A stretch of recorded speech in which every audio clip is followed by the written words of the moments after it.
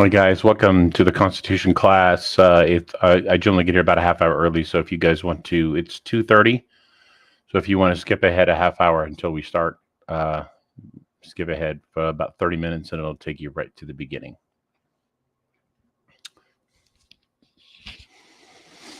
I just get in here early and chat with those. Kind of have a great little community that we all talk. So I got a couple people already. Hello.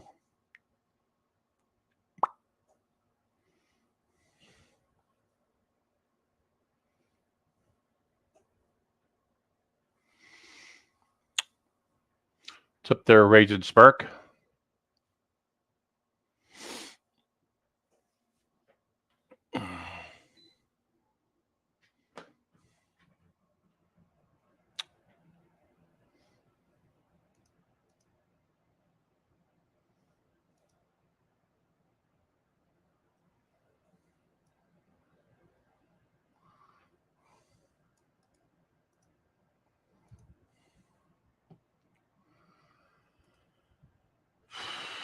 Hello, everybody.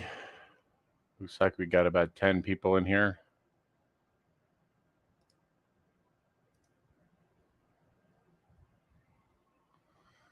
D-Dog. Beverly.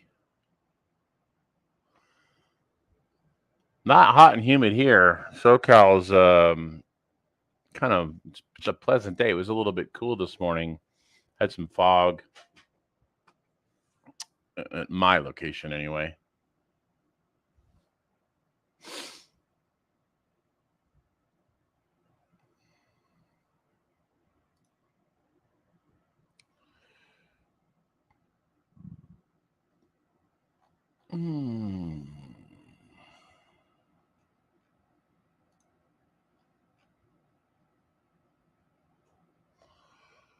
Tiffany. Hello, Stephanie. 104, Tiffany. I'm going to be in Ahwatukee. Not exactly sure when, but sometime at some point over the next week or so. Hey, Chris.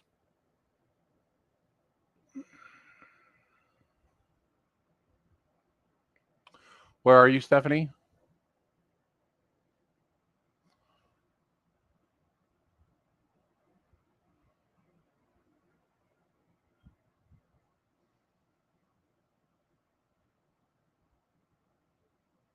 It's okay. Well, 68 degrees is actually fairly pleasant for you guys up in Michigan. It's probably a heat wave, considering what's the winter.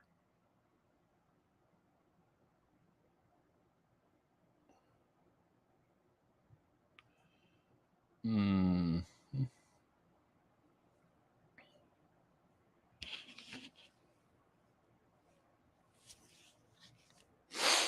Mm. Did any of you guys catch the glitch last night?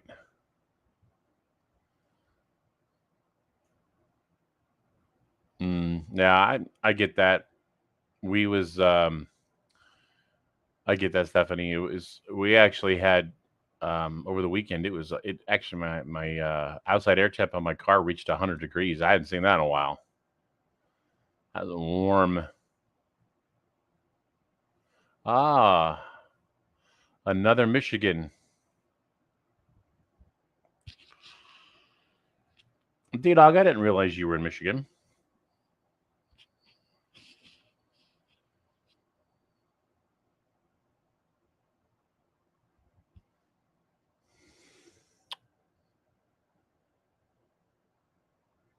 On the glitch last night, we were I don't even know what I can say on YouTube, but I showed we were breaking down the video of Buffalo. I thought we were going to be okay showing that, but they killed us. They killed our feed halfway through, so we had to start over. Mm. Gretchen Hitler. I like that. I hadn't heard that one before, but I like that, D Dog. Very apropos. Well, we have in California, it's Gavin Newscum, not Newsom, but Newscum.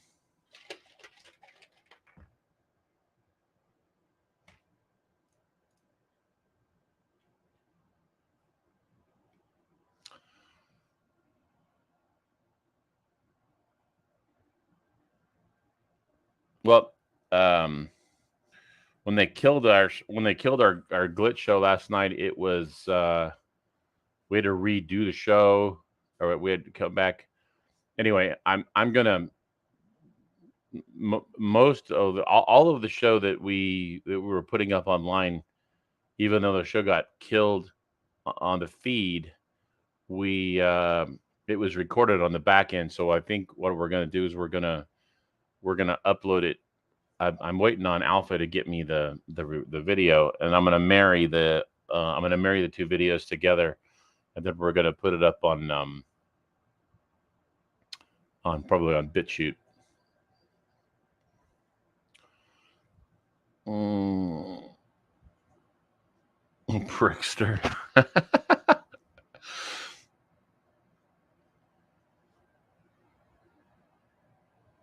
That is apropos as well.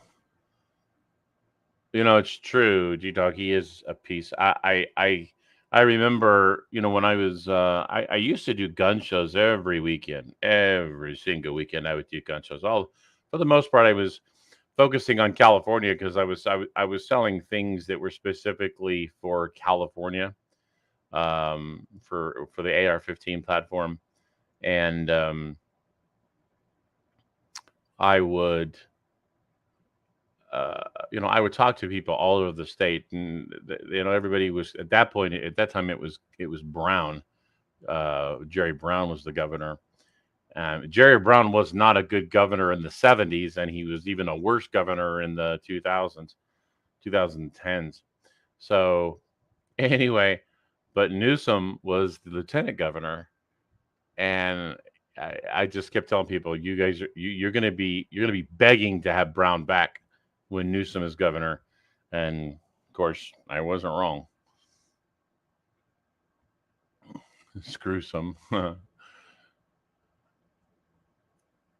Screwsome is valid too. You tried to get tickets to the GOP debate. Wow.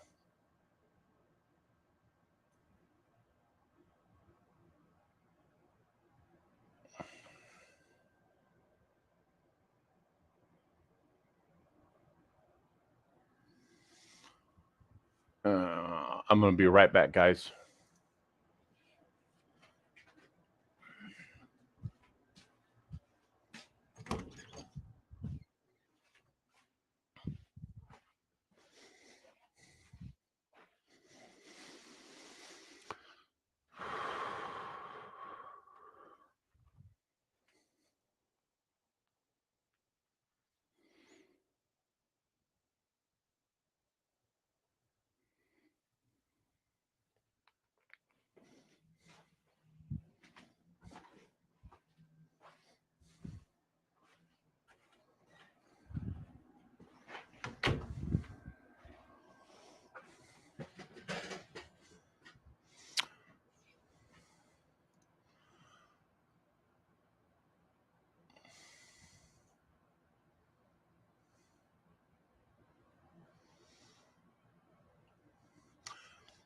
They never debate. It's all for show.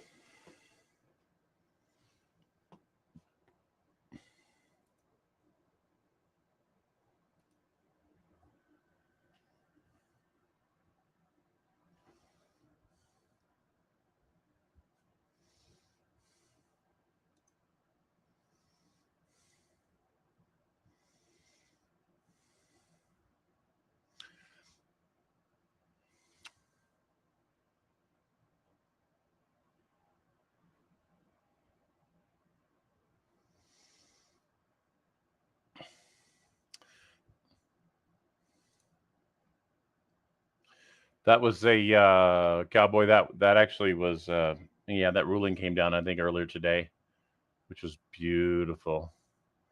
I love it when when certain judges are not woke.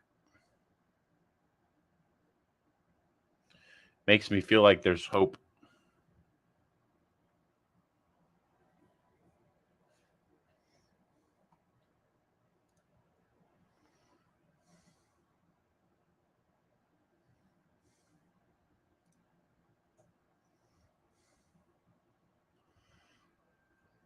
Amen, D Dog. Amen. No party. I am loyal to issues and to the country and the Constitution.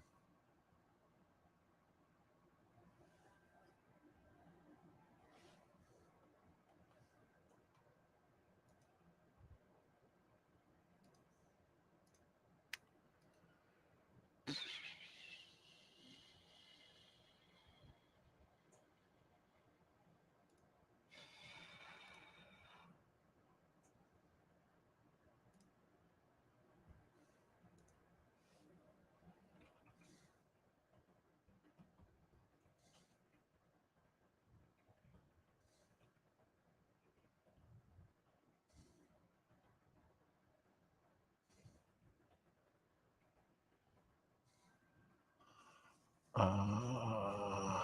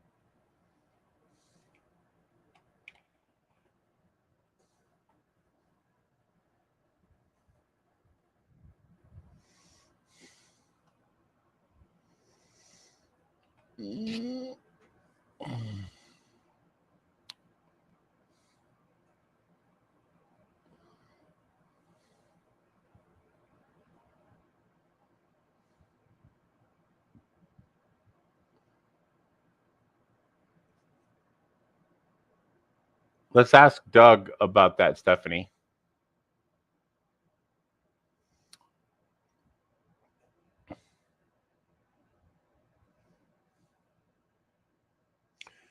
Remind me to ask him that question. Let's make sure that that's right. I want to say you're correct, but let's make sure. Talking about the courts, um, telling the attorney general not to prosecute.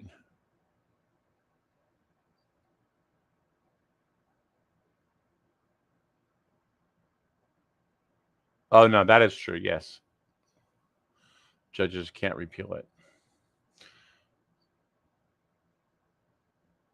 If I'm not mistaken, the juries can, or not juries can't necessarily repeal a law, but they can nullify a law.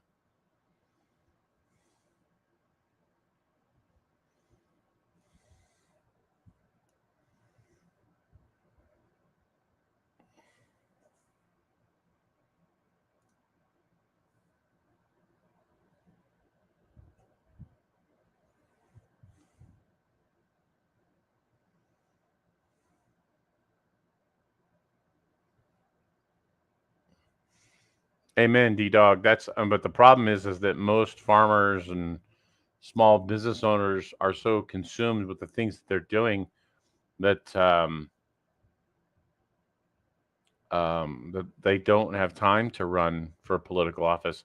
See, the crucial thing is that what we need to be doing is we need to be making government like part time.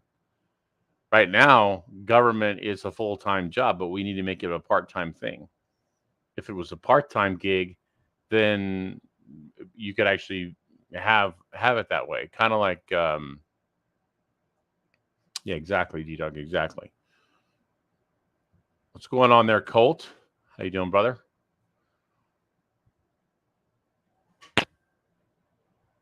I um talking about the I think Texas is a part time. I think Texas they only meet like a couple weeks a year. It's interesting when they do that. Then they get all their legislation done in one time, and then that's it.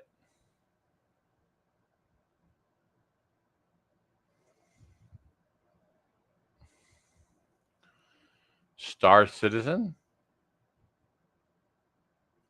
What's Star Citizen?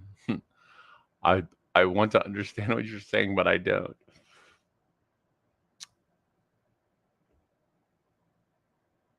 Mm.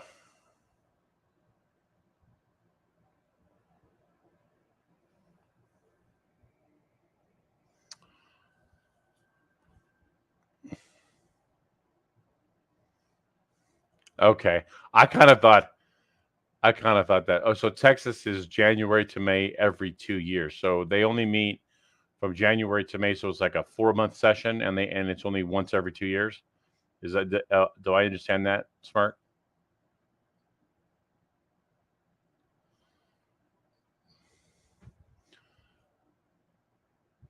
So what kind of a game? Actually, I'll just look it up.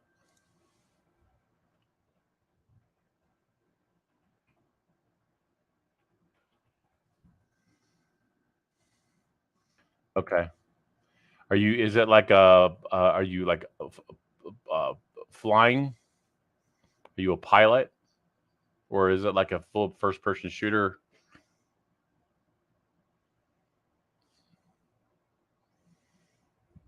Is it like FPS? Are you a pilot, or what are you doing? Or are you kind of doing a whole bunch of stuff?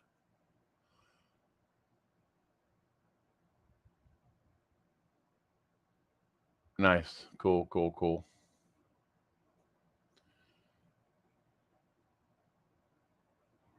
I do really well on the piloting things, but in the first person shooters, I suck. I always die,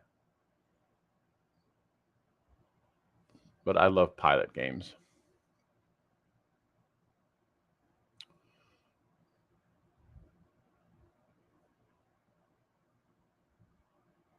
Cool.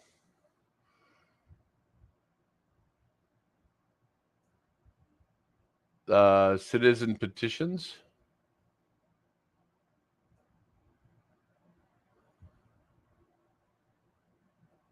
Yeah, I would kind of. Well, it depends on the state. The state really isn't going to be a. That seems like it's a state issue, Stephanie. Um,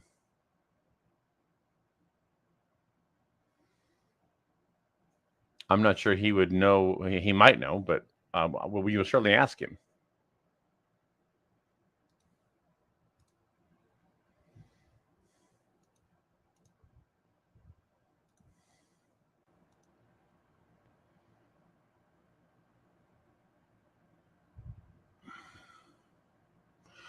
Oh, Colt, no, I'm gonna have to respectfully say no because I know myself, and if I did it, I would probably want to stay in there, and I'd get nothing done.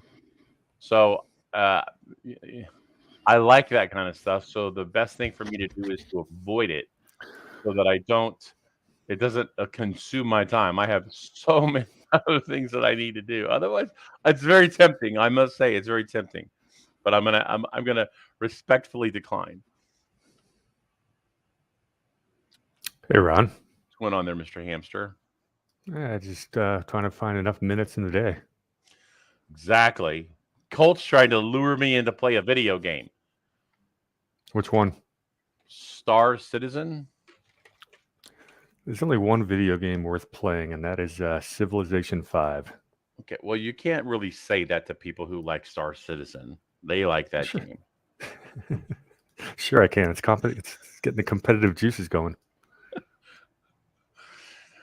You cannot say when you say pre-alpha. What do you mean, Colt? What is pre-alpha?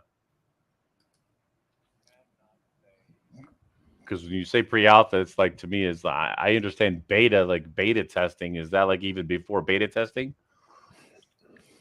Okay. He You says caught up in that the it's not even in the same genre. yeah. Civ 5 is turn-based strategy. That's I play. I don't like fast action games. I play them to relax. You start playing a shooting game and stuff like that, my adrenaline goes flying through the roof. Yes, we are, Stephanie. That is absolutely true. Oh, I didn't know. So you got a new state constitution in 1963? Huh. I'd never heard that. But I'm not from Michigan.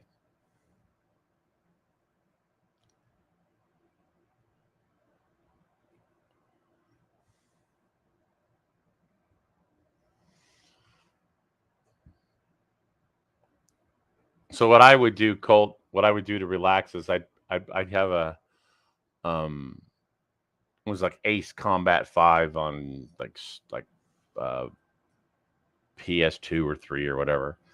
I would I'd put when I would want to relax, I'd just put the cheat codes in for like God mode or whatever, and I would just fly around and just destroy stuff. That was my form of relaxing.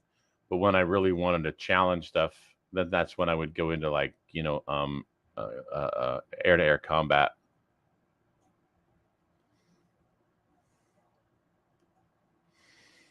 My favorite on Ace Combat was I think one of them they had like a it was like an X-wing fighter or something. I mean, it was something that was totally like not very real at all. And but yeah, cheat codes are cheat codes can be fun. Not very not very challenging, but certainly fun. Michigan has had 4 constitutions. Holy crap.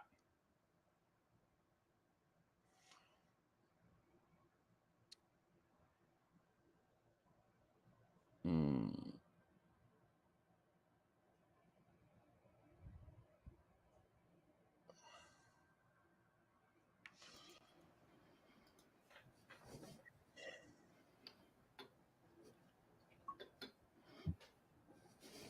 It's pretty good light. Tracy. Yeah. Tracy was on the glitch last night. She was on there. Tracy, did you make it on there the for the second time? Because you were on there for the first one.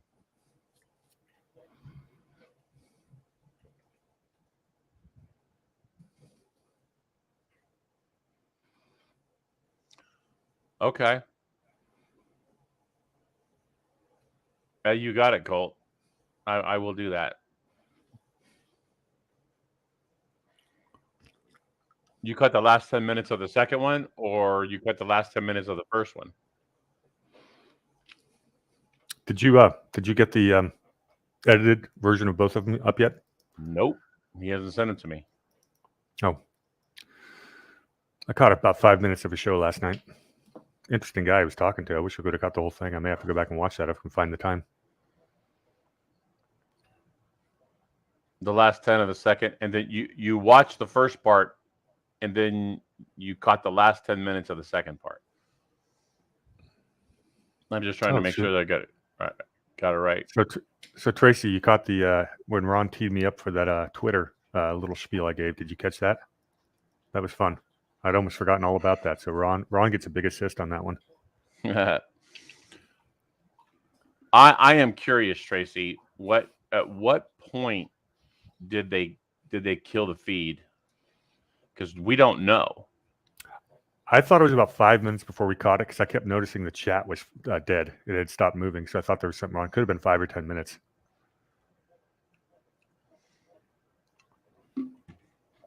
Are we taking wagers on how late or early Doug is going to be today? 3:01. That's what you say every time. That's it. It's almost always correct. He's trying so hard to be on time, and that Dr. Pepper throws him off by 60 seconds. Woohoo!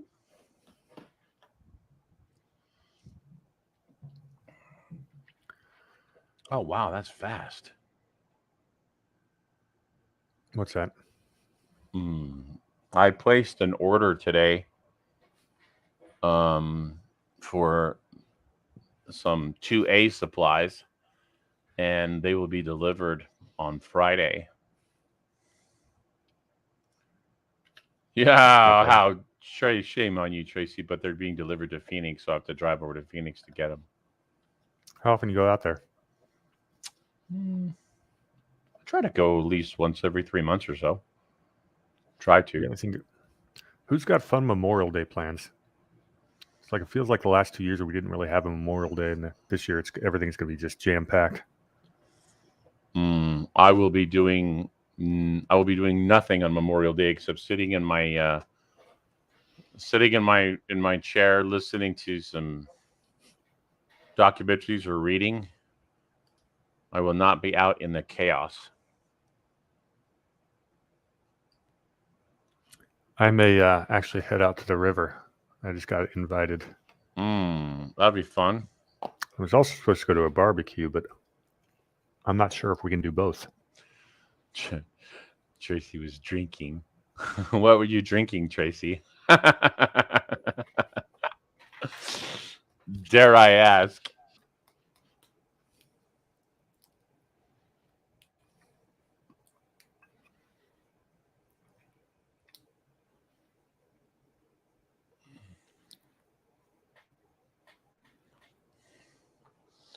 Was it anything like this?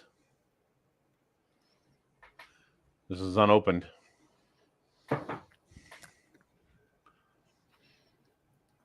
Yeah.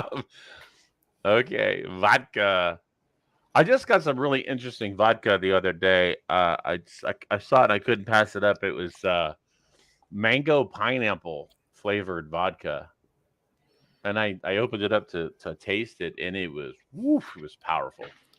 Mango and pineapple being indigenous to Russia and all that makes perfect sense. Mm-hmm. That's the thing about vodka. You can almost mix it with anything.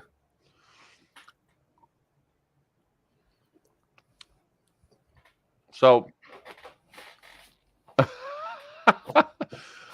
all right. So help me out. Why do they call it Scotch? What is whiskey, and why do they call it Scotch? I never really understood that term. I'm not a big alcohol connoisseur, so I don't really understand the terms.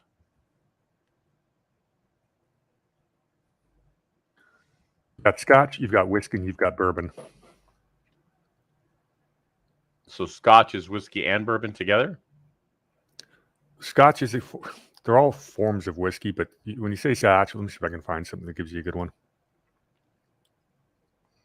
Scotch whiskey. Wow, $2.59. $2.59. Holy crap! It says Scotch whiskey. It has to be brewed in stop. $2.59. Where's the Dr. Pepper? In Scotland. Yeah, you shouldn't give me a hard time. You know my schedule. Okay, so if it's Scotch, that means it's actually from Scotland. That is correct. And okay. You might have to be from Kentucky to be a bourbon, but I got to double check that. Hey, well, Doug. Really? I tune in and we're talking. What? Oh, you cut out, Doug. I cut out? Yeah. Now you're good. Huh. You said you tune in. You're early. You tune in, and we're talking to what? About alcohol. Oh yeah, talking alcohol. Well, that's Tracy's fault.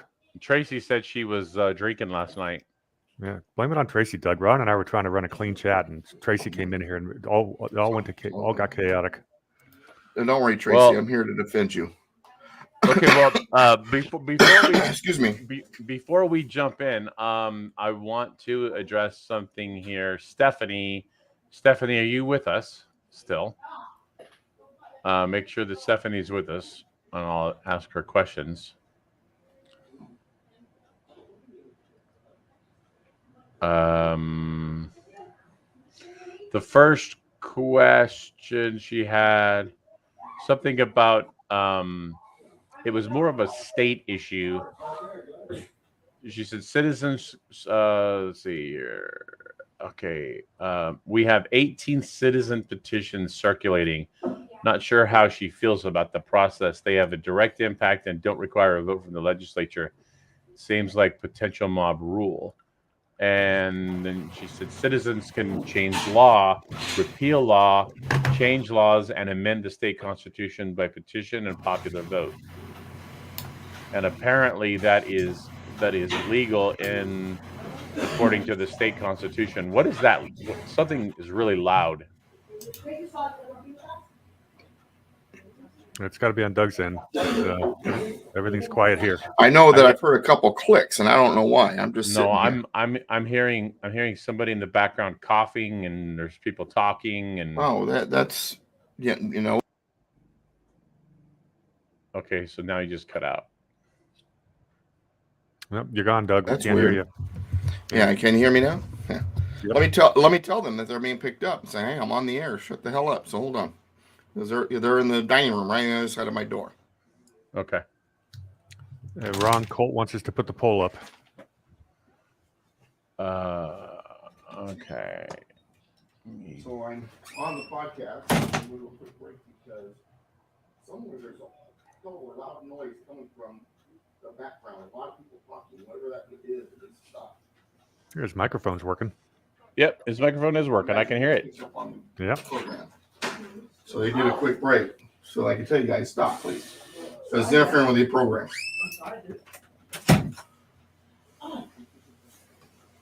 Quick break. Okay.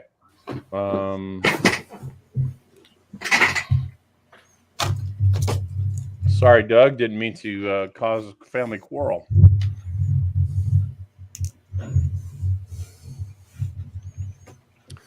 Hey, Ron, you got the Constitution for the online? Yeah, let me get that. up. Thank you.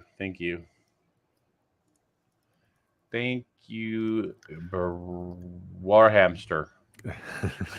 That was a nice save. Well, you just want to make sure Cordy doesn't pass you up on. Woo, that was close. Close.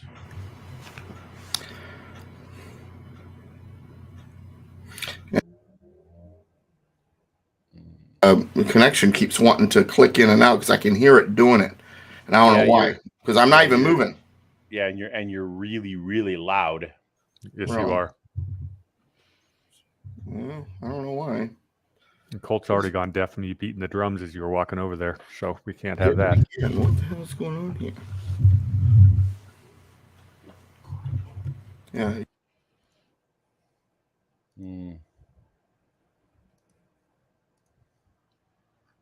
Yeah, Doug, it's going in and out, and it's that's well, you know, and it always seems to be something on my that it won't work. But anyway, so be it. Just stop moving once you get it going. Just don't move. Be totally still. Be like a mime. You should be good.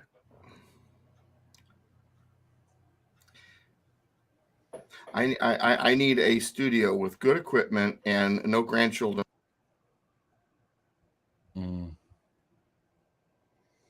Yeah, we need to get your audio fixed, Doug, because you're cutting in and out. Yeah, and I don't know why. Okay, well. So I don't know. Okay. So the question right now is a state issue, but we're granted a Republican form of government, and that's not it. I guess we did it to ourselves because of the 1963 state constitution. So are you familiar with any of that in Michigan at all? Doug? Shit. We may have to have him go off the computer speaker. Doug, we're not hearing a thing. Doug, we are not hearing a thing.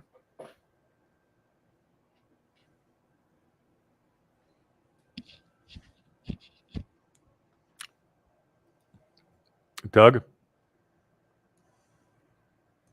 Time out, Doug.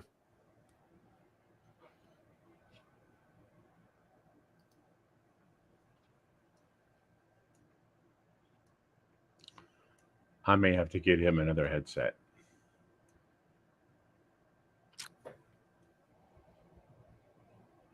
Yeah, get him some AirPods. Backup. Sorry, class. Technical difficulties. And Doug's not even a boomer.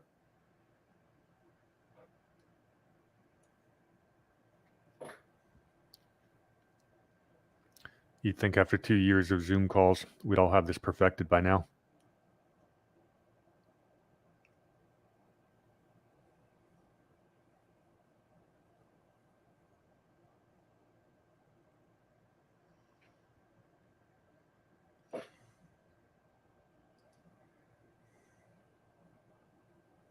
Exactly, Tracy. Me too. Nothing yet, Doug. Can you hear me now? Yes, I can Yes, hear you we now. can. What I did is I have two microphones, an older one and a newer one, and I bought the newer one in case I started having problems with the older one, and today might be that day. Okay. So the question was, do you know anything about the Michigan Constitution? I know a little bit about some of the state constitutions. What's the question? Well, because Okay, generally most of them are similar on certain things. Go ahead. So she talking about citizens can change, and or she mentioned that there's 18 citizen petitions circulating. She's not sure how she feels about that because they have a direct impact, don't require a vote from the legislature, and appears to be mob rule. Citizens can change law, repeal law, change laws, and amend the state constitution by petition and popular vote. That is tied to the idea of jury nullification. Whether or not a state in their state constitution allows jury nullification to go beyond the jury box, that depends on the state. What jury nullification is if a jury, let's say in a trial, decides while that person may have been guilty of violating that law, the law is an unjust law or unconstitutional law, by a unanimous vote, the jury can actually nullify that law. Well, now, that's kind of what this is. Now, that said, with petitions, you're not supposed to be able to make law. You can only nullify law. So, in other words, if there's a bad law and a petition receives, according to some state constitutions, a certain number of signatures, that can nullify a state law. But they cannot create law with it. That still takes the legislative process. What about creating amendments for the state constitution? Every state constitution is different. The amendment would they can with a petition propose an amendment, but still has to go to a full vote in order to be added to the state constitution. Gotcha. Okay. But they can propose amendments with just petition. Yes. So Stephanie, obviously, you have to get a certain number of signatures based on. It's a percentage based on the last election and so on and so forth. Okay, Stephanie, we can't obviously focus on the entire thing because it's a Michigan thing, but I'll look it up and actually making new law through petition should not be in your constitution. When it comes to making law, that's why there's a legislative branch of the government. It has to go through that legislative process. All right. Okay. So let's go ahead and get started on Article 6. Yes, sir. Supremacy Clause. Yeah, the Supremacy Clause. And this is important because we have a great number of people in this country, especially of a particular ideological persuasion, but really both sides are guilty of believing this, that pretty much our system has that there's this hierarchy that exists, that you have these different rungs on a ladder, and everything this rung does supersedes everything this rung does. Everything this rung does supersedes everything below it, but not what's above it, and so on and so forth. And that's not necessarily so. Ours is not a national government. That would be a national system where there's a central government that controls everything. Then there's provincial or governments below that can pass certain laws unless the national government don't like it, then they can strike it down, that kind of thing. That is not what we are.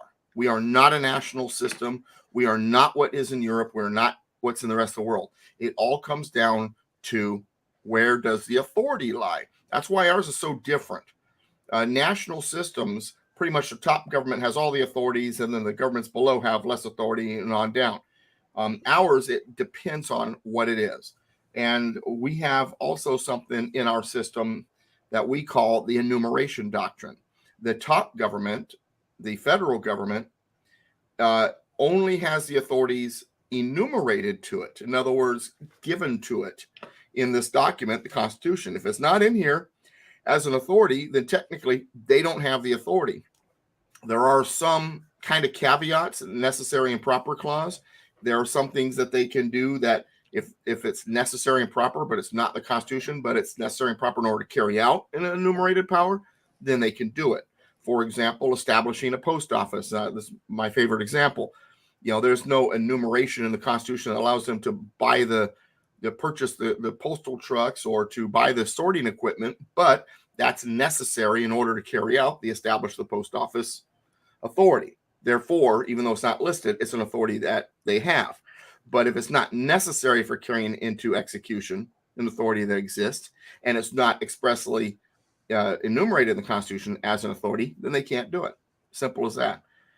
So there is no, well, they supersede everything because they're at the top. That's not the way our system works. So what I just said, I'm now going to read this, and it should make a little sense. Now, that said, there is one clause prior to the Supremacy Clause in Article 6 that we're going to read first, but it will only take a moment. Then we'll get to the Supremacy Clause. In Article 6, the very first clause actually has to do with debt. And the reason, debt and contracts and agreements and treaties and things like that. Here's what it says. All debts contracted and engagements entered into before the adoption of this Constitution shall be as valid against the United States under this Constitution as under the Confederation.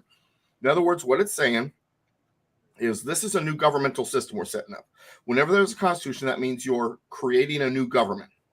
That means there was an old government. The old government, the contract that created that, the social contract that created that, or compact, if you want to use that word, was the Articles of Confederation. Elvis has not left the building. And so what it's saying here is, even though this is a different government from the one we had, any agreements, debts, all of those things that were under the old government are being transferred to the new government. Still the same country, we're just changing the type of government we have. So those agreements that were on that old government is being transferred to the new government. So now I'll read it again so it makes sense. All debts contracted and engagements entered into before the adoption of this Constitution shall be as valid against the United States under this Constitution as under the Confederation. Okay?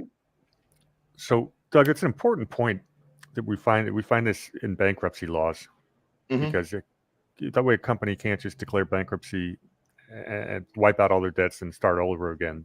That's why they put the shareholders at the end of the line there. But it's also important if you look at some of these third world countries that are changing governments every 5-10 years.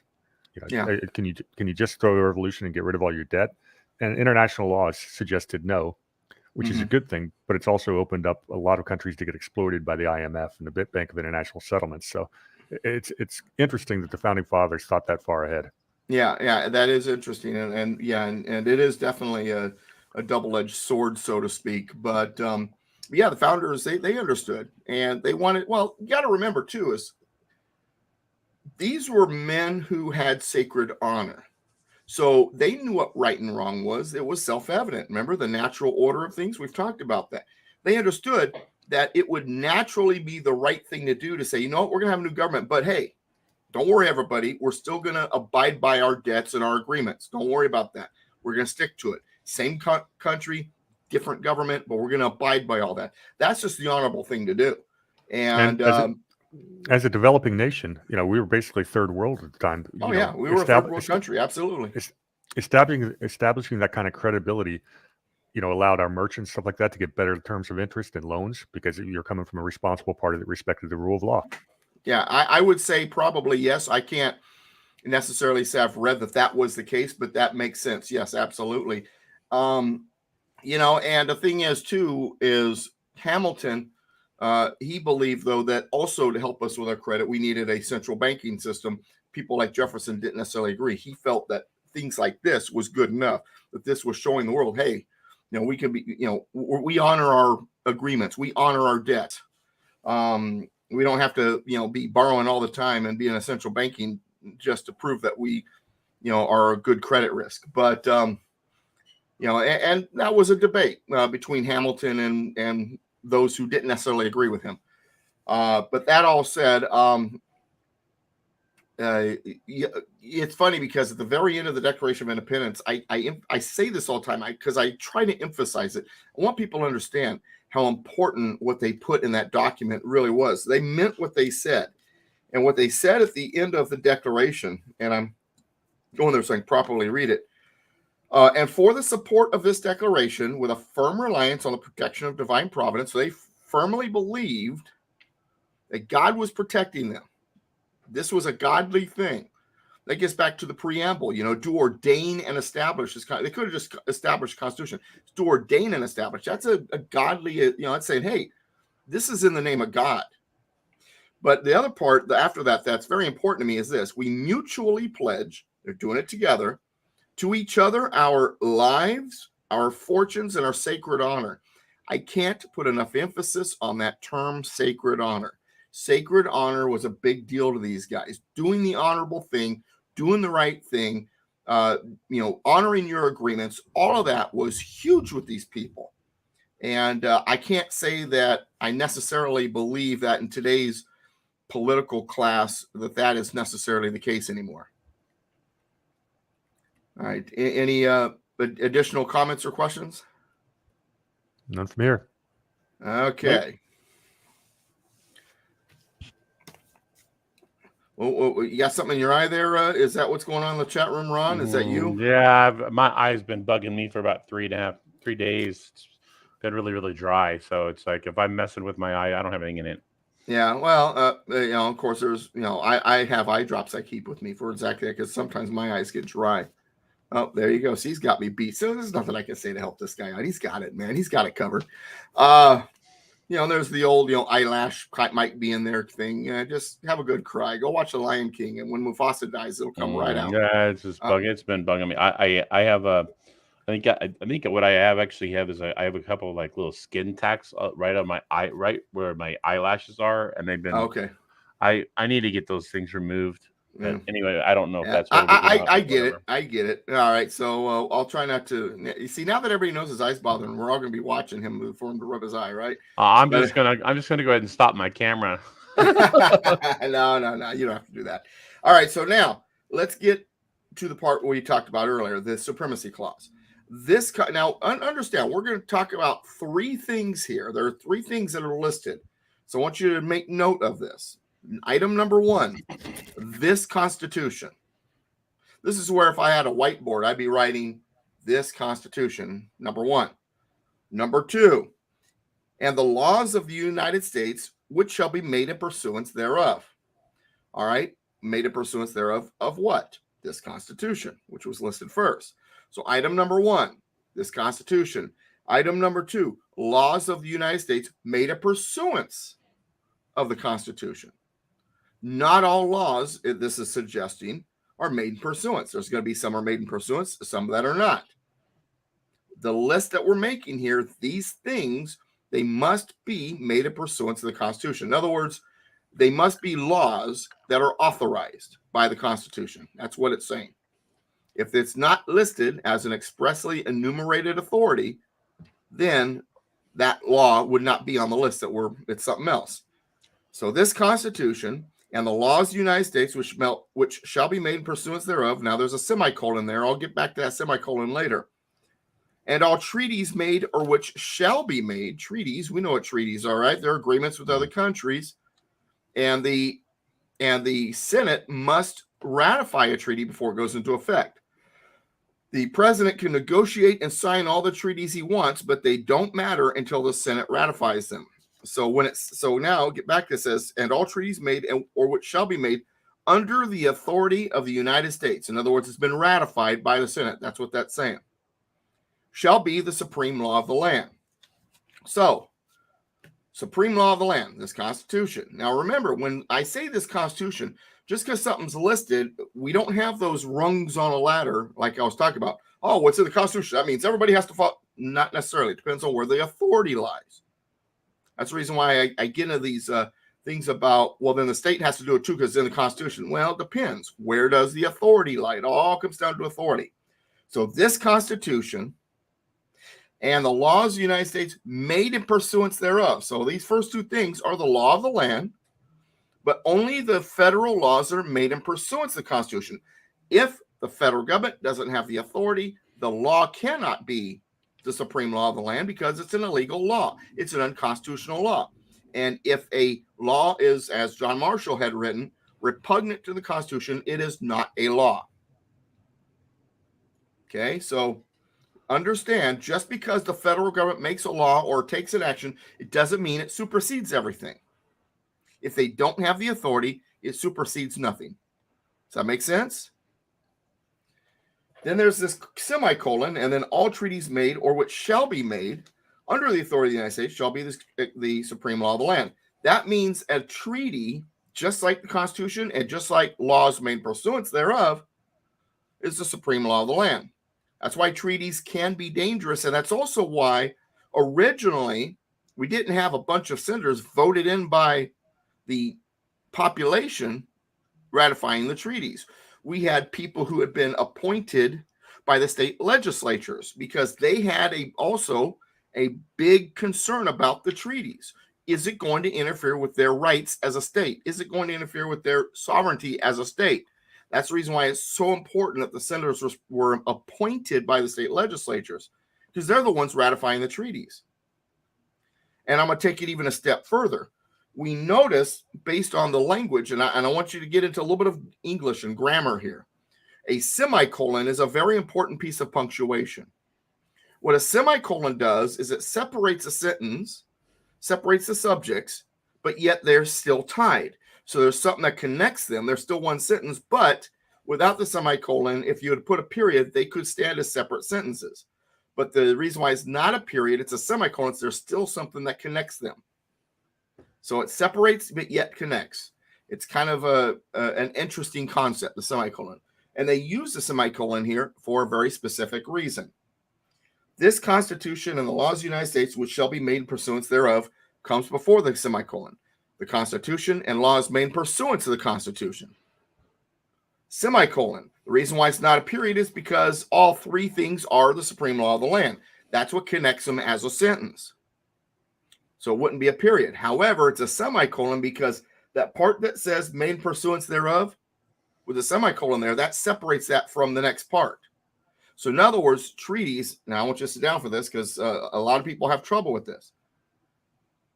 Treaties don't have to be in line with constitutional principles. They don't have to be made in pursuance of the Constitution.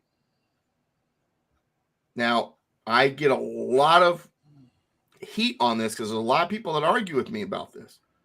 I'm giving you what they wrote and what they said. Thomas Jefferson understood this. This is why he negotiated the Louisiana Purchase through treaties, because the Louisiana Purchase, for the federal government just to purchase the Louisiana Purchase, was actually unconstitutional because it was up to the states to purchase property from other outside sources.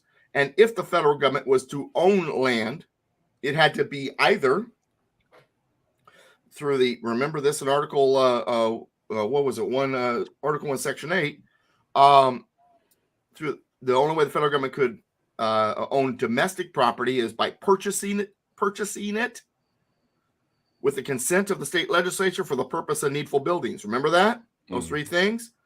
But there was another way that the country, the federal government, could acquire property. Spoils of war. Spoils of war would be granted by what? A treaty. So they could acquire land technically by treaty as well, but it couldn't be domestic lands. It would be foreign lands. Technically, the states are supposed to purchase foreign lands, but as spoils of war with a treaty, the federal government could acquire land that way. Jefferson recognized this nuance. So when the Louisiana Purchase came along, he's like, man, this is a deal we got to grab. The states individually don't have the money. We can do it, but technically it's unconstitutional unless I do it through treaty. So that's what he did. He negotiated the entire Louisiana Purchase through treaty. Now, I think it's you, Warhamster, was bringing to my attention, and I still haven't done all my studies on it. I've read the basic stuff on it. That I can't remember if it was you or my friend G.R. Mobley. It might have been Mobley. But Jefferson was upset because he got to thinking, hey, these deals do come up every once in a while. The federal government should be able to just, without having to go through that whole process with treaties, just purchase the land. So he actually proposed an amendment in 1803 to do this. Now I'm thinking about it was Mobley that to me, but Warhamster, you can definitely look this up. Well, thank you. I'm for sorry? the homework assignment. Thank you for the homework assignment. Yeah, you're very welcome. I didn't even know it was coming, did you? Neither did I. But anyway. Well, Warhamster doesn't have anything going on right now, so he'll have plenty of time. Oh, yeah. He just lays around with Elvis. Boy, if you didn't know what I was talking about, that didn't sound right at all. But anyway. Elvis is his dog. Yeah. Suddenly, scenes of Psycho come to mind, right? Instead of his mother, it's Elvis in the chair. But anyway, wow, that was a horrible turn away from the norm. Don't worry, I'll shoot the rabbit. Get back on the main path. So here we are. We've got Jefferson going, man. To get the property, this is tough. So he proposed an amendment saying, hey, federal government should be able to purchase.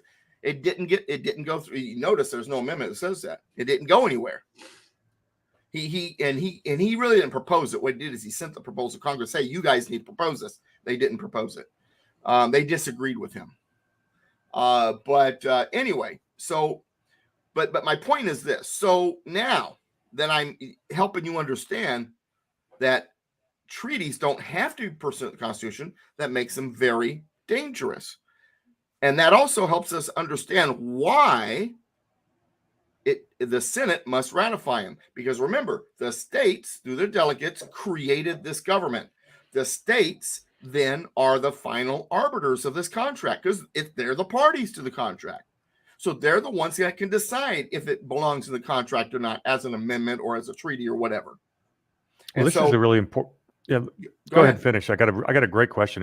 Who better than those who are the final arbiters to be the ones that are ratifying something that doesn't have to follow constitutional principles? Does that make sense? Now we've changed it, and it makes it very dangerous because now we've got the democratically elected people, democracy, deciding what our relationship is with the rest of the world, rather than the states through the Senate who did so that they had oversight over all of this. Okay, Warhamster, please. So it's really topical because on the 22nd, the World Health Organization is going to implement their basically having national health directors become dictators under a declared emergency, and Biden's administration is going to try to treat it like a treaty. And obviously, the Senate is unlikely to pass it, but a lot of people are very concerned about this. So now the WHO could have all kinds of powers. They could tell us when to lock down. And there's a lot of confusion on this because I'm being told all these different things about it, and I'm trying to do my own research. And correct me if I'm wrong. From my understanding, there is an existing World Health Organization agreement, kind of with the United Nations and all that, but we never ratified any treaty that puts us in line with that language. That would be correct. They have a charter. We have signed the charter. Okay. So the question is, well, can they just do this? any agreement with other countries are technically a treaty. That's the reason why my head was just spinning in a million directions when the Iran nuke deal with Obama was being called an agreement, and it was a damn treaty, and it should have gone through the Senate, and it didn't, and they called it an agreement on purpose. They know a treaty has to be ratified by the Senate. That's why they want so badly to get their more seats in the Senate, because they're not sure they have the votes for this. Now, World Health Organization, if they decide to try to implement this, the first response by the states could be, hey, we got no treaty. We don't have to abide by it. So there has to be a treaty ratified by the Senate, or an existing treaty if it's been amended. But even with an amendment, then it still has to be ratified because it's being changed.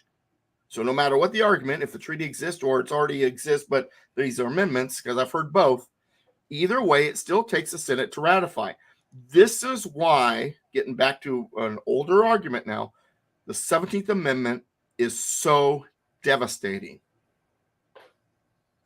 Because these people in the Senate are ideologically driven because they're voted in by the general public, and most of them are in the same frame of mind as the population centers, because that's who's getting them into office.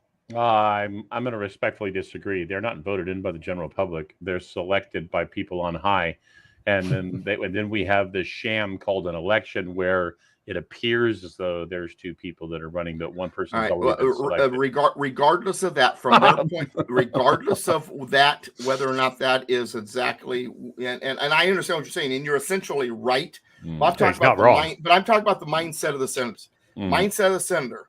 I got to make my constituency happy,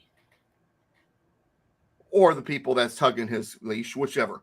But nonetheless, if these people were appointed by the state legislatures, none of those people matter to them. Who matters is the state legislature. This treaty is not good for my state. My state legislature is going to feel like it's taking away their sovereignty. I'm not ratifying it. That's my point. Well, I agree with you. Again, it goes back to the salsa recipe. Yeah. We're using ketchup. And we're calling it salsa. Yeah, I like that. And so that's why, but when I talk about the treaties not having, and I have constitutionalists argue with them, so break down the language. And here, let me give you some of these copies of letters that these guys wrote to each other. Let's read what the Federal Farmer wrote about this, because he caught on very quick. Federal Farmer, in his letters to the editor, saying, hey, they're saying treaties don't have to follow this Constitution. That's some dangerous stuff. And the response was, yeah, but it's the state's representatives that are ratifying it. You know, and that did go back and forth a lot. And so the constitutionalists that sit here and argue with me, they haven't done their homework. And like I said, that semicolon's there for a reason. But treaties can be dangerous, but they're not if you have the states as the ones that are ratifying them through the U.S. Senate, but they're not.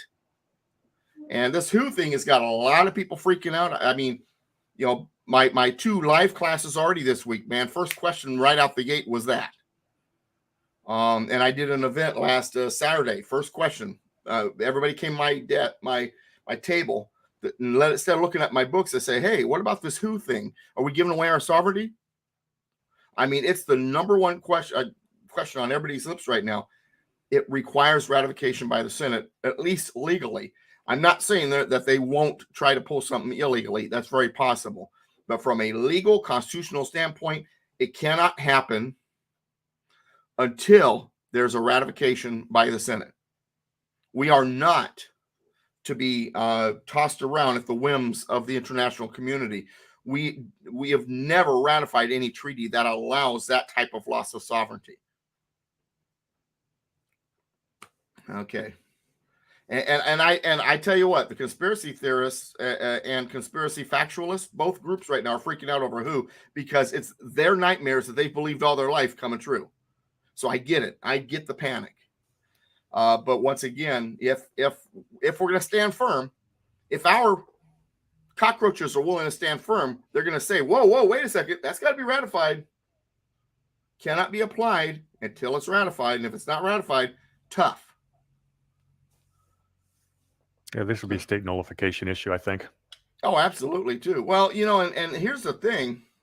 Nullification is an interesting animal because the nullification crisis under Andrew Jackson, Madison kind of wrote about this. While Madison agreed with nullification, he did not agree with states nullifying perfectly constitutional laws or items. So even though this treaty, let's say it did get ratified and our sovereignty was being interfered with, technically it would be perfectly legal if it got ratified. But then if the states started nullifying it, they're nullifying a perfectly legal treaty. Now what happens? They'd be right because it's a wrong type of treaty. It's the wrong type of thing that's supposed to be happening. It's against all of our principles. But you get what I'm saying, hopefully. Well, Doug, can I ask a question here? You know, Please. If we have all these, if we have all these things, how do we get back to the original Constitution? I mean, I know it's simplistic to say that we, the people, are going to have to do it, but I mean, how? What's the remedy?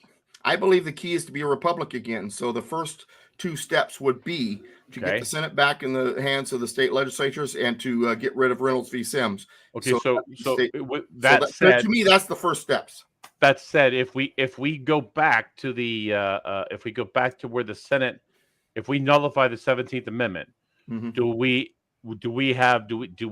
clear out the senators that are in there now and have a whole new slew of senators elected by the proper in the proper way? If we did it in the style that the founders would do their amendments and the way history has done it, we would put it in place, and as each term comes up, they would be replaced by who the state led. In other words, it wouldn't affect who's holding right now, but that when their term's up, be it 2 years, 4 years, or 6 years from now, but if they're not, it would take effect. And I understand that. Go ahead. I could see both of you being correct. You take out all the existing ones. If they're good, the state legislature is going to put them back, but they stagger the 246 like they did with the initial Senate. That's a good point. That's a good point. I can see both. Because the states have had their representation taken away, and if you're going to give it back to them, then give it back to them immediately. Well, that's what I told that legislator from Utah. Is if I can get Utah to defy the 17th Amendment, that's what they should do. Yank both of those immediately, and then appoint who you want to finish out the existing terms. Now that's the way I would do it, one state at a time. But with all of the states all at once, it's suddenly reversed. Well, what's interesting about havoc. Well, I mean, the state governments, according to the Constitution, are supposed to have a say in the governmental process, and they haven't had in 100 years. Right. So if we give it back to them, then we need to we need them to be able to have the senators that are actually doing things on their behalf. Because right now, where they're not. Right. That's a good point. Well, the other thing, if you're talking about the timing and how to do it, Doug's talking about reversing Reynolds v. Sims, but to amend the 17th, we're talking about a convention of states. Yeah, probably. Now, do you reverse Reynolds v. Sims in that convention? More than likely, if we have the right-minded people that are willing to repeal the 17th. So now you're dealing with a whole new legislature first, and then you have to appoint the senators, especially in like California. That's a good point, and I think that would be the better way to do it too. If you want to be as much of a republic as possible, that'd be the way to do it. Because you're doing ground up, and I agree with that as well. Yeah, that's a very good point. Audience, let me because some of the audience is probably with us. Some of it it might not understand what we're talking about. So let me break it down real quick. Okay, so when we had the two houses of Congress created, there were two plans. There was something called the Virginia Plan and the New Jersey Plan. The Virginia Plan, state with the largest population at the time, says, hey, our Congress should be based on population. So who has the bigger population gets the most say in Congress. And New Jersey says, no, because the smaller states, we're screwed. It ought to be even, like one legislator per state. That way, everybody has an equal voice in the Congress. And they're fighting back and forth, back and forth. They haven't even talked about if it's going to be a one house or two house Congress yet. They're just talking about, should it be the populated states with the control, or should it be even Steven, which really would give the rural states more control because there's more rural states than there are heavily populated states. So really it was a fight over, does the city folk or the rural folk control the legislature? That's what it was really about. And so Roger Sherman from Connecticut says, hey, I got an idea. Let's do both. And he suggested they have two houses. The House of Representatives be the Virginia plan, the U.S. Senate be the New Jersey plan. So we got one based on population that's democratically voted in. We have one that's even Stevens, 2 per state, and the state legislatures appoint. That way the people have their voice, the states have their voice, the rural and the city have each of their own houses. It works out wonderfully. It's a good balance. And that's what they're looking for, was balance. Now, once that bicameral Congress, that federal system was put in place, the states went, hey, that's a pretty good model. We're going to follow it. So the states had created with their new state constitutions 2 houses, either a state house or a state assembly, depending on what they decide to call it in your state, and a state senate. State assembly, like the House of Representatives, by population, voted in democratically. State senate, same number across the board, in this case by county, 1 per county, and they were appointed by the county legislature, like your U.S. senators are appointed by the state legislature. They followed the exact same model. So that worked out wonderfully because you've got different sets of eyes looking at this lawmaking process from different directions. You want different sets of eyes. It's like, if you're having a board meeting and everybody says, so just let the president make all the decisions. No, you want the vice president and the treasurer and the secretary and the other board members there so that you have all these different sets of eyes negotiating and debating so that you get the best possible result, correct? Well, why not then legislatively also? That was the idea. Then, because power likes to consolidate and have it from only one point of view, theirs, that multiple way of looking at things, multiple constituencies, multiple sets of eyes has dwindled and been whittled away. So that now you have the 17th Amendment that changed the U.S. Senate from the state legislatures appointing the senators to them being voted in, so that really the senators are just a House of Representatives by another name. So now you don't have all these different sets of eyes. And you used to have the vice president serving as president of the Senate who gave a third set of eyes by the executive branch. That's not really the case anymore unless there's a tie. So you really only have one set of eyes now. And then when the states started, some of the states decided, okay, now that 17th Amendment's in place, we're going to follow that model. Some of the states changed their state senate so that it was based on popular vote rather than being appointed by one per county, appointed by the county leadership. Some of the states still did it the old way. Reynolds v. Sims in 1964 was a case in which Alabama was sued for doing it the old way. And Alabama lost because it wasn't very democratic. And you know what I think of democracy. And so that once they were ordered to do it the new way, all of them were. So we have 2 pieces of our republic that is screwed up.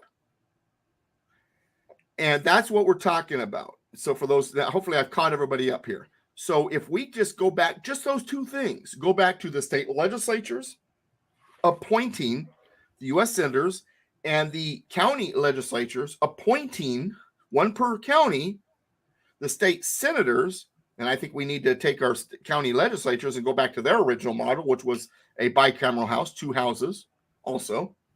But that, and the Western states never really did it that way, but the Eastern states did. I think we would be on the right track, because what would happen is we would have now legislators looking at things from different points of view, and you wouldn't have the population centers dominating everything with both houses.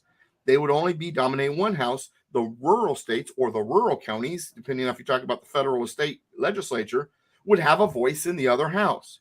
Now there's debate. Now there's decision making going without just one party saying, make it so. See what I'm saying?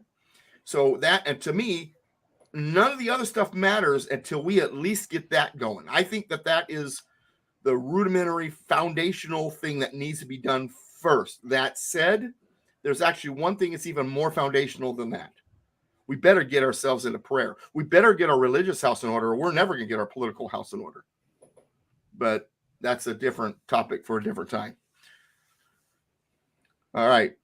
War Hamster, you got a grin on your face. You want to add to that?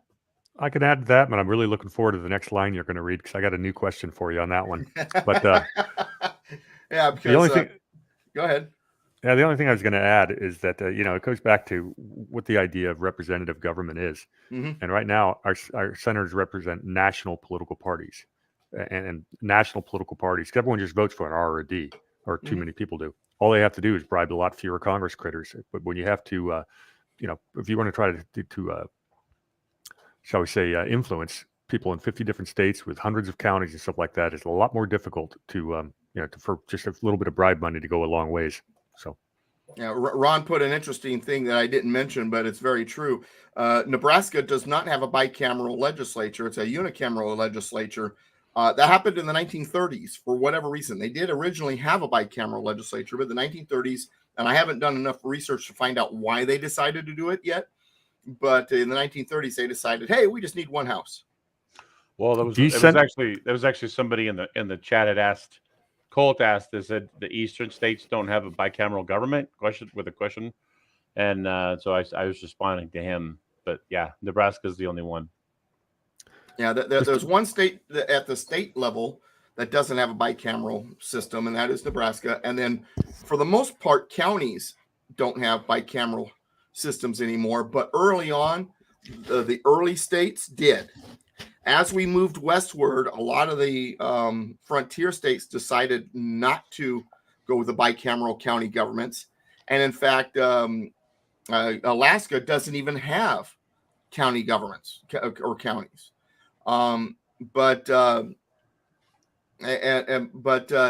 So they kind of went away from it as we moved westward for whatever reason. I don't know the details as to why. But I think that if we were to get our counties back to a bicameral system also, it would also fix a lot of problems, because how many of you are usually pretty pissed off at your county supervisors? Every single day? Every single day. It's a unicameral system. There's nobody checking them. If there was two houses, there would be a natural check. Let's have one of those houses voted in, the other one appointed by regions or states, cities, leadership. Have them appointed by the leaders of a region or cities, and have the other ones voted in. I guarantee you it would be a different animal. The only question the only question that I have with that is, that's just seems like it's more government. No, but it actually brings us back down to that old 30,000 people per representative. We should have more. The Electoral College is wrong. It's ridiculous in the state of California to think you can reach 40 million people with a consistent message. We ought to be doing much more smaller electors, and then they can get to know the people in your community. Say, this person agrees with my values, and I trust that person to go elect my senator. That's where we want to get to, because you can't. When the numbers are so big, you get it. No, that's where the money comes into the elections. That's when the advertisement, wins elections and everything like that. And I have a new slogan: let's decentralize the corruption. The smaller is better. I like that. Doug, what was the? Forgive me because I don't remember. But what was it that capped the amount of? Where do we get the cap of the House of Representatives? I'm trying to remember the year. It was early 1900s, and it was a congressional piece of legislation. And I'm not in full disagreement with it. Now, that said, I think you're trying to tie that into something else, which is there is an amendment that was a part of the original Bill of Rights that never got ratified, and it would require one member of the House of Representatives per 30,000. Yeah, well, that's the one that was never ratified. And but through time, that they decided not to do it on 30,000. It was a bigger number, and that changed by congressional decision through time. And by the early 1900s, I can't remember the year off the top of my head. I want to say the 30s or 40s, but I'm not positive. Congress finally said, you know what? We're just going to cap it right here. It can't get any bigger than that. But what has happened as a result of that, and this is where I think Brady is kind of might be onto something here a little bit, is that now in some states, the congressional districts are millions of people. And the question is that person capable of properly representing millions of people? Now, that said, John Cox, who ran for governor, I met him long before he ran for governor. He was on my show a couple times. He believes in ratifying that one Bill of Rights that never got ratified. He believes that smaller districts are the way to go, even if it does increase the size of bureaucracy. I'm not necessarily in agreement to that. I don't like the idea of a bigger bureaucracy per se. There are some exceptions depending, but for the most part, I don't think that's a good idea. And he says, well, if they represent less people, he says to me, they'll be more answerable to those people and more transparent for those people. And I said, not necessarily. How do you explain city council members? They're answerable to a smaller amount of people, and if anything, they're worse. Well, I think I would favor having maybe doubling the House of Representatives. So that let me get this thought out real quick, Webster. So that you actually, if you double the House of Representatives, you're not getting 10,000 representatives, but you are making it a little bit smaller. Okay. And then Warhamster, go ahead. What I'm suggesting is you can't get to know a state senator. You can get to know your local elector or electors in the city council. So therefore, people involved in politics are not going to spend all their time, watching what Gavin Newsom's doing. They're going to spend all their time watching what their legislatures are doing. And they're actually going to pay attention and get to know the people in their community. And only elect people that actually represent the community. You force their attention span away from national back to community, and then you get good electors. And those good electors then make sure that the Gavin Newsoms of the world never see office. That's kind of the idea. And it's funny, Warhamster, because you've been talking to me about this the last couple of weeks. And at first I was kind of, and I've been thinking about it. And I think you're onto something. Because he's not saying that these are office holders. They're not office holders. They are basically a liaison between you and your representative, in a sense. That's what they become, because they're the ones that are voting for that representative, and they're going to vote based on what their smaller district, because you take the representative district, you break it into the different electoral districts, then the elector represents that smaller district, and he votes for that smaller district. And then if you want to communicate with that representative, that same elector is going to be acting as like a liaison between that smaller group of people and that representative, and that representative is going to be more likely to talk to that elector than Joe Blow. Does that make absolutely? Am I on target here, sir? Yeah, and the people are going to pay much more attention to who they vote for and select locally, because that person, we just gave them a lot more power. We just disenfranchised ourselves from having a vote, for the state role. And we disenfranchised ourselves and gave that trust to somebody else, and we better make the right choice. And people will recognize that. I think what it would create too is that people will be more informed and more involved, because suddenly the wildfire is no longer smoke in the distance; it's on their street, and they better have their hoses ready to put it out if it gets out of control, kind of thing. I tend to think that one of the major problems that we have isn't necessarily. I mean, we do have the problem of corruption in the government, but I also think that a bigger problem that we have is we have way too many people voting. Let's solve that one another day. I'm just saying. Yeah, we can solve that another time. Not to turn on a sarcasm pump. Go shoot that rabbit before he sticks his head out anywhere. Would you like Bill Gates' phone number? I can tell you where he lives. Oh, I wasn't going there. I know you weren't, but that's what it could have sounded like. Time out. That was not where I was going. I was. No. You want to go back to something like landowners or something like that. Property taxpayers. So let me say we have way too many unqualified people voting. How's that? So now here's a question, and I know we're way off the main trail, but this is interesting. And I want the chat room. Chat room, I want you to pay attention here. Pay attention. I want to see it in the chat room too. The answer: should there be a civics test in order to get an approval to vote? 100% yes. You have to want to be a citizen. I like the Heinlein method. Go ahead, Ron.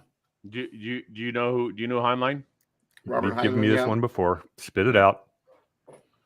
You have to be a citizen to vote in order to earn citizenship. You're talking Starship Troopers, yeah. Yeah. Mm-hmm. Mm-hmm. Yeah, that's but in order to be a citizen, you have to give service. So you have to have served in the military or something like that in order to get your citizenship. Really good argument. Really good argument for socialism. That was a good movie for it. What the military is a socialist organization. Well, now, Colt, I would still say they still need to prove their citizenship with an ID, but let's make sure they do a civics test too. Of course, I'd have to write the civics test. I wouldn't trust anybody else to it. But that's beside the point. All right, let's before we run out of time, let's get to Warhamster's other point here. So this Constitution and the laws of the United States, which shall be made in pursuance thereof, and all treaties made or which shall be made under the authority of the United States, shall be the supreme law of the land, and the judges in every state shall be bound thereby. That's based on also authorities now. Stop right there. Okay. If you are bound by something, you do not get to change that something. You don't get to rule over it. Is that line not the argument against Marbury versus Madison right there? If the judge is bound by the Constitution, you cannot change something that you were bound by. Otherwise, you are not bound. That's a very good argument. I've not heard that before, and I think you make a lot of sense there. Absolutely.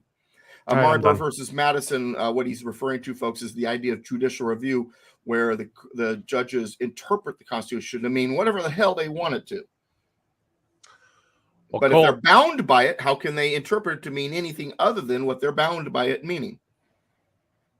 Well, they should have no power over something that binds it. Right. It's like the inmates running the asylum. Well, it's a binding agreement, is what it's saying. Mm-hmm. And one party cannot change that, but they decided they could.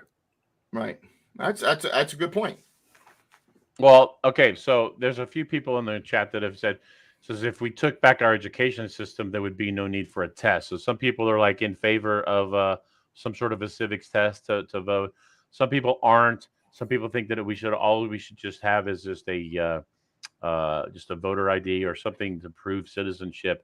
And while I agree, Cole, you kind of, in my humble opinion, you kind of just contradicted yourself, because proving citizenship as a voter ID is all we need, but we've got a slew of people who are essentially socialists because of the education system. So you kind of can't have it both ways there, in my opinion. And the rough part is a lot of those people are the ones that are breeding.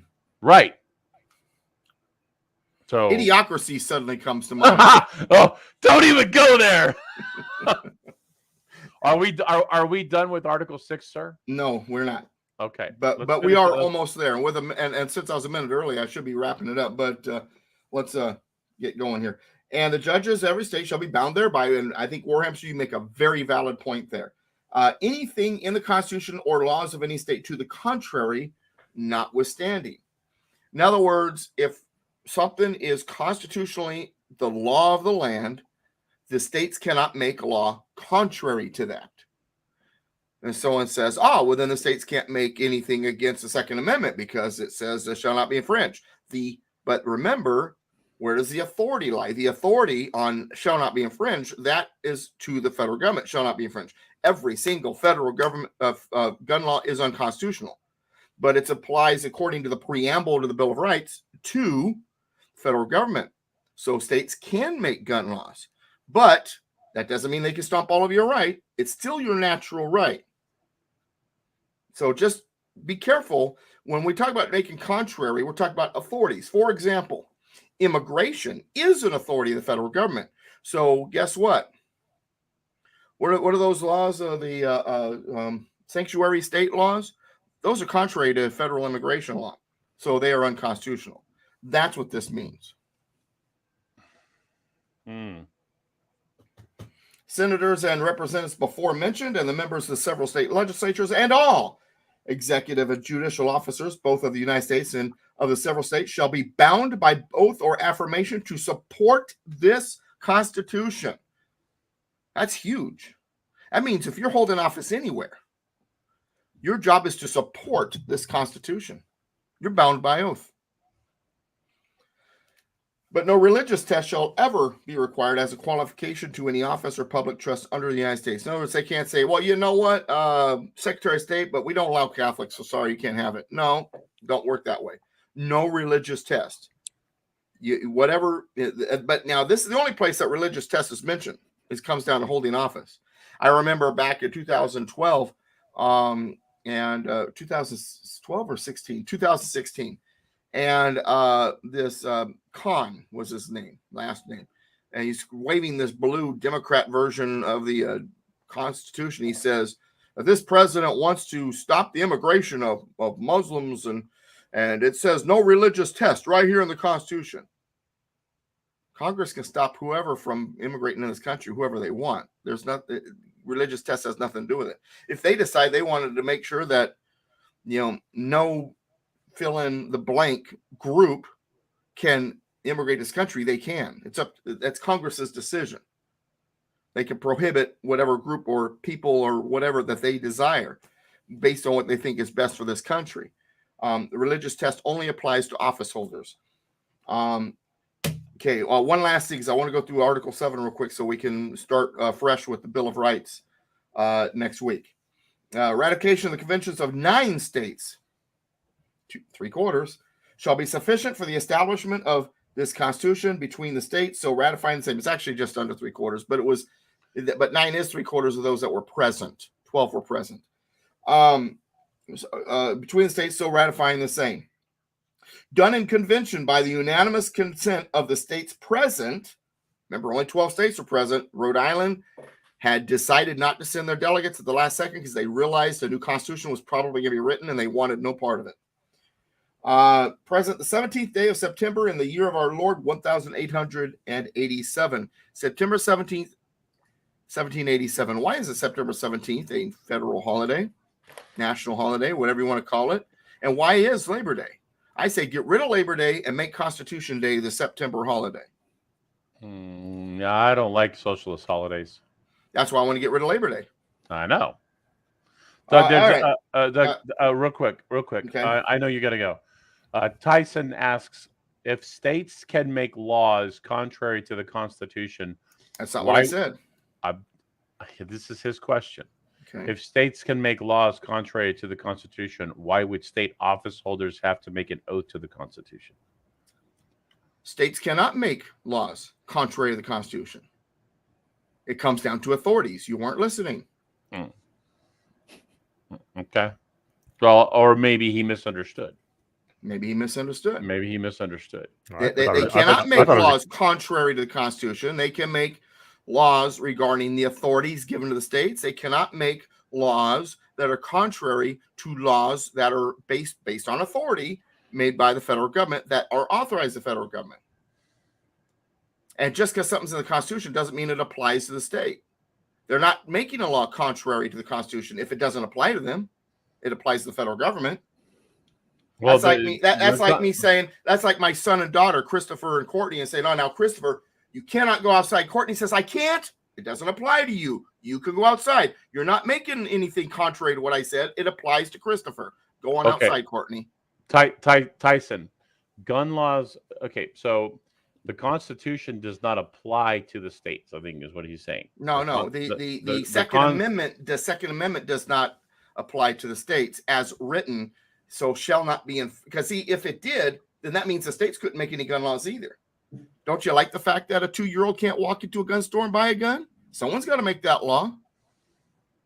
The states can. The federal government cannot. Second Amendment doesn't apply to the states, not because we want the states to be able to infringe on your state, on your ability to keep and bear arms, but because there are some laws that do need to be made. But the federal government can't make any laws regarding guns. But somebody has to be able to make those laws. And that's why shall not be infringed does not apply to the states. Otherwise, no gun laws can be made. And some do need to be made, but it needs to be made by local government, your states. Ty said we're gonna have this discussion when we do the Second Amendment, and typically when we do the Second Amendment, that's a 2-week, maybe 3-week show, and that's probably 3 weeks from now, because next week we're going to do an introduction to the Bill of Rights. So the week after that will be the First Amendment, and then we'll hit the Second Amendment after that. Yeah, and you will not want to miss that one, because there's all kinds of fireworks that occur when we talk about the Second Amendment. Yeah, and what's happening, Tyson, is, remember at the very beginning of the show, I was talking about that our Constitution, it's not like a national government where there's this hierarchy. Okay, it depends on the authorities. Our Constitution is very different than any other system in the world. It depends on where the authorities lie. So, and we'll get more into that as we continue. I'm glad they're asking questions, though, Tyson. I am excited that you're asking questions. I want you asking these questions. That's good. And we need to know. I will tell you guys that, I have used to be like a staunch, like, any law made by any state was absolutely verboten, could not be done because of the Constitution, specifically in reference to the Second Amendment. But Doug has altered my opinion and my thinking on that a little bit. Now, Tyson, real quick, says, why would they sacrifice their lives to then allow state governments to infringe? They weren't worried about the state governments, because who were they? The delegates of their states. They were the state. They trusted themselves. It was this federal government they were creating they didn't trust. The they in your question is the states. Yeah. They trusted themselves. It was this federal government they were worried about. Okay, right. Very good. Conservative cowboy. I'm not going to get into that one because that's a long answer, but I'm sure Warhamster would love to play with it, kind of like a cat plays with a mouse. But I did download a couple of articles on that conservative cowboy. I've been a little bit busy, so I haven't gotten to it. But when I do respond to it, it'll be well researched, and I'll let you know what I got. Yeah, I'll try for next week. I actually haven't researched it as much as Warhamster has, but it's something that Warhamster actually brought that to my attention. I'm aware of the Hawaii thing, but I think that it's being taken a little bit out of context. I have to do more research to make sure I'm right, if that makes sense. I think what we should do, how many more articles do we have? All right, so we've got... Okay, so we're going to do a show on the introduction to the Bill of Rights, the First Amendment, Second and Third, the legal amendments, 9 and 10, 11 and 12. No. How many? Hang on. We're done with the articles. Okay, so all right. So this is what I suggest we do. Next week is the weekend of. We got about 10 lessons to get to the end. Is what I was getting at. Okay. 10 weeks, should I say? I was going to say, why don't we do the day after Labor Day? Let's not have let's make that just kind of an open forum, and let everybody just bring their questions. And about Hawaii. Yeah, about all the stuff that we've got backed up, so that we can catch up. Because there have been a lot of questions. Okay, I'll go with that. And be honest with you, we should be done with the full Constitution by then too. Okay. Well, he meant Memorial Day. Oh, you said Labor Day. I meant Memorial. That's too soon for something like that. I reject it. I'm kidding. That's okay. We'll figure it out. Well, my feeling is that on Memorial Weekend there will be people who are I don't know. It's just a short week, so let's make it like a free for all class or like. Okay, I'll consider that. That gives me some reading to do before then. Yeah, you said Labor Day. I'm like, wow, I got till September to prepare for this. Yeah. Thanks a lot, Warhammer. My bad. I did my bubble. He had Labor. I said Labor Day, like, just get rid of Labor Day. Anyway, all right. On that note, let's let Doug go because he's got a long drive to make to get to a new destination tonight. Yeah, which is actually 5 minutes closer than the one before was. Well, Doug, I'll be calling you during your drive today, so please take my call. All right. I'll make sure my phone is on. Thank you, Doug and Warhamster. As pleasure as always, and we will see y'all next week. Yeah, and Warhamster, give me about 10 minutes before I get out the door. Yep. Okay. All right, see you guys next week. All right. Bye-bye.